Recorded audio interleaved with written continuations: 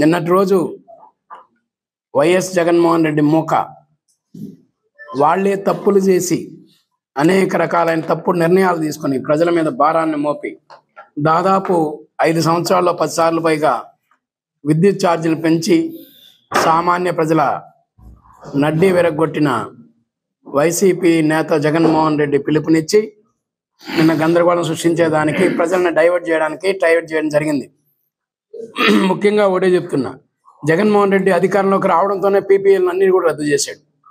Reverse tendering లాగా PPL రద్దు చేసి అనేక రకాలైన లాస్ కారణమైనాడు. ఇకపోతే అమెరికాలో రిజిస్టర్ అయిన కేసు ద్వారా సెకీ ద్వారా 1750 కోట్లు ఆంధ్రప్రదేశ్ ప్రభుత్వానికి మీకు కమిషన్ రూపంలో ముట్టిందని చెప్పి గవర్నమెంటే చెప్తే నా పేరు అందులో లేదు, నా మీద ఎలాంటి అభియోగం లేదు అంటాడు. ఆంధ్రప్రదేశ్ గవర్నమెంట్ అంటే ఫారినర్స్ ఏమన్నా వచ్చి రూల్ చేశారా 1924లో? ఇకపోతే 14లో డెఫిషిట్ ఎలక్ట్రిసిటీతో గవర్నమెంట్లోకి వచ్చిన చంద్రబాబు నాయుడు గారు 19లో మిగులు బడ్జెట్తో మిగులు ఎలక్ట్రిసిటీతో అధికారాన్ని హ్యాండ్ ఓవర్ చేస్తే దాని ద్వారా 10 సార్లు పెంచి ప్రజల్ని బాగా ఇబ్బంది పెట్టాడు. కాబట్టి ప్రజలారా మీరు అందరూ గుర్తించాలా, ఇది మసిపూసి మారేడుకాయ చేయడానికి, అలాగే దొంగ అన్నట్టుగా మా మీద బురద జల్లడానికి జగన్మోహన్ రెడ్డి గారు ప్రయత్నిస్తున్నారు. ఇది ప్రాక్టికల్ గవర్నమెంట్. ఇక్కడ అన్నీ కూడా ఓపెన్గా ఉంటాయి, ప్రతిదీ నెట్లో ఉంటుంది, ఓపెన్గా ఉంటుంది.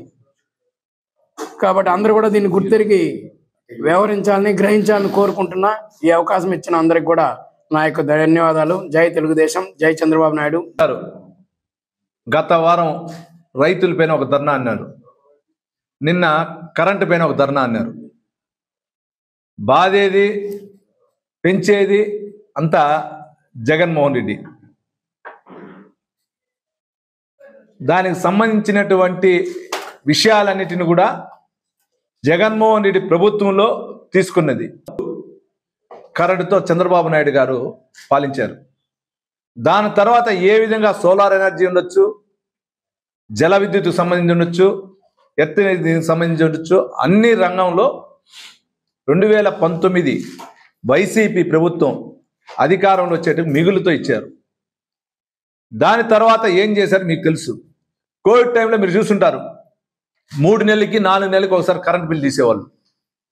కరెంటు బిల్ తీసిన తర్వాత మనకి 3 నెలలు కలిపి సర్ఛార్జీలు అన్నీ కలిపి ఒకేసారి 200 యూనిట్లు ఫ్రీ అనేది 400 యూనిట్లు అయి ఉంటుంది, 400 యూనిట్లు అనేది 600 అయి ఉంటుంది.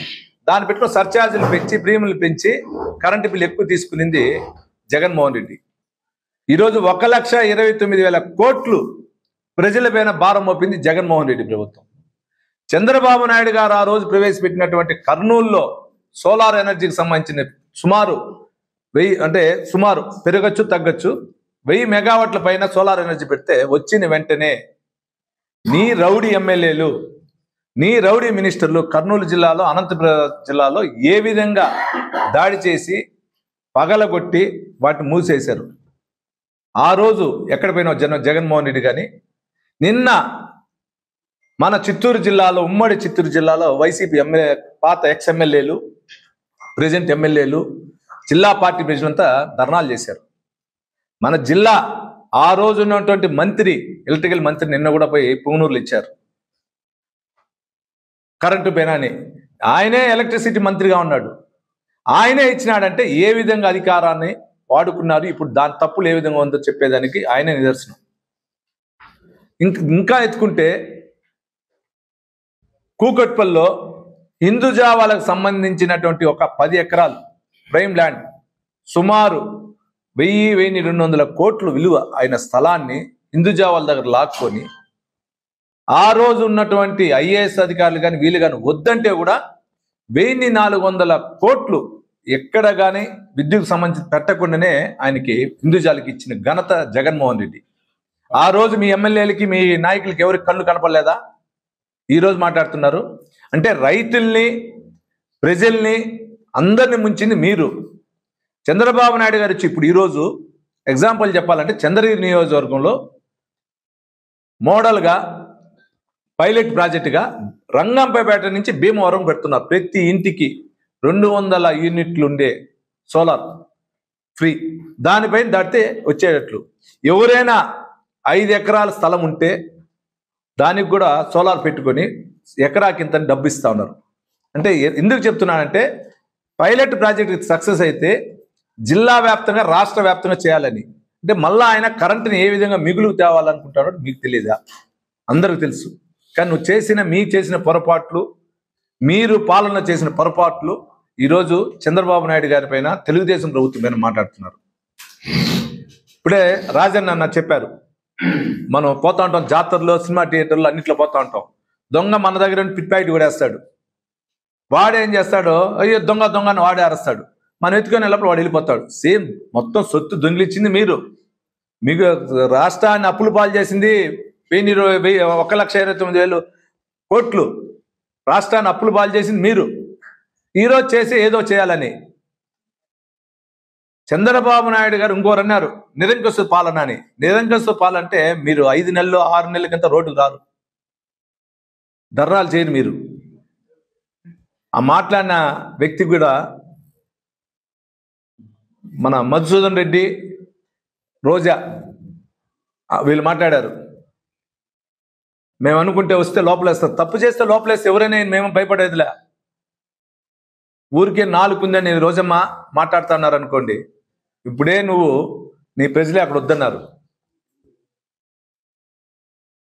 మీ గ్రూప్ రాజకీయాలు మీరు పెట్టుకోండి, దాంట్లో చంద్రబాబు నాయుడు గారి గురించి మాట్లాడితే అది బాగుండదు.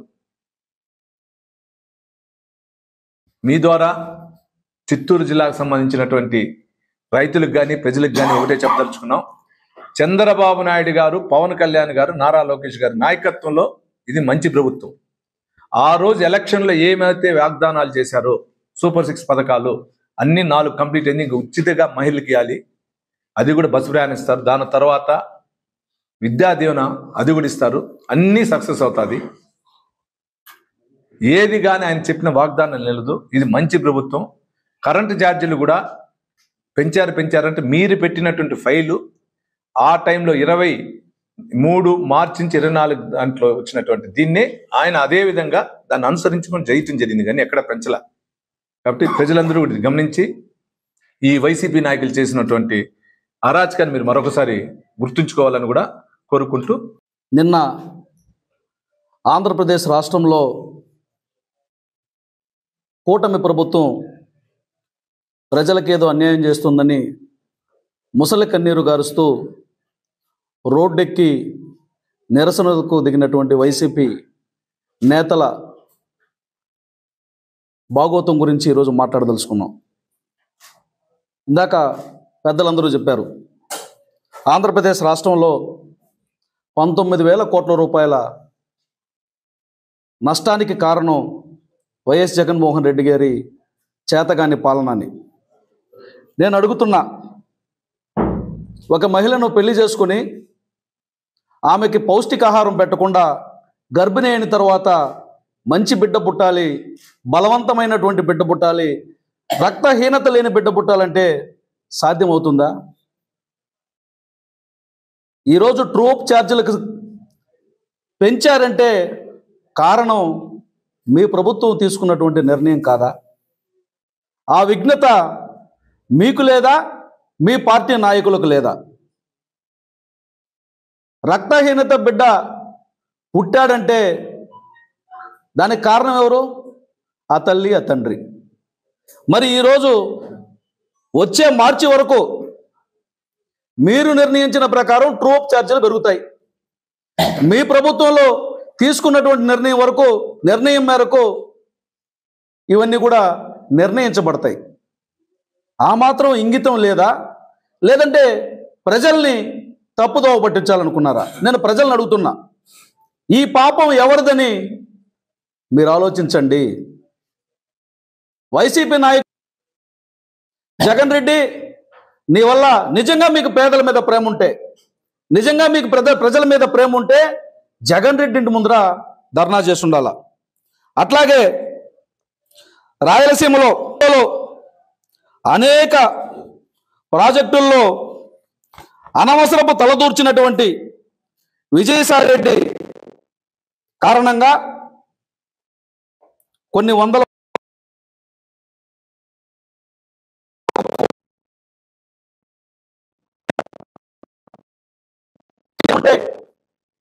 రెడ్డి, నీ వల్ల ఇంత దుర్మార్గం జరిగింది, నీ వల్ల ప్రజలకు ఇంత కష్టం కలిగింది, నష్టం కలిగిందని విజయసాయి రెడ్డి ఇంటి ముందర ధర్నా చేసి ఉండాల.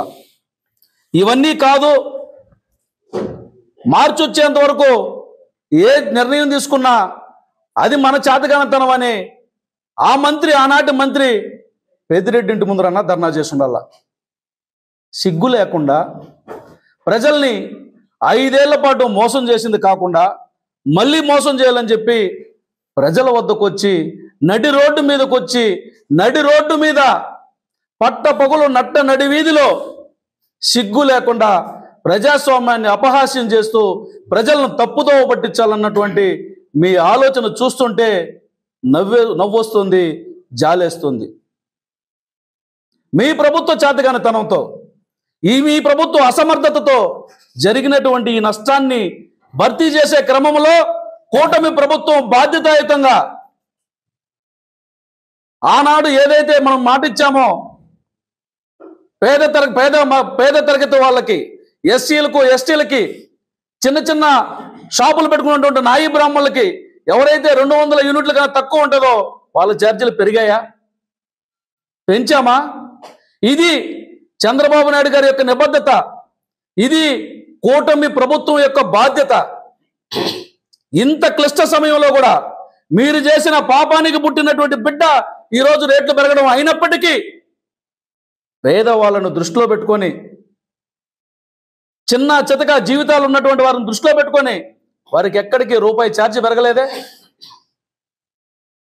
మరి ఈ విషయం తెలియదా? జ్ఞానం లేదా? బుద్ధి లేదా? అవగాహన లేదా?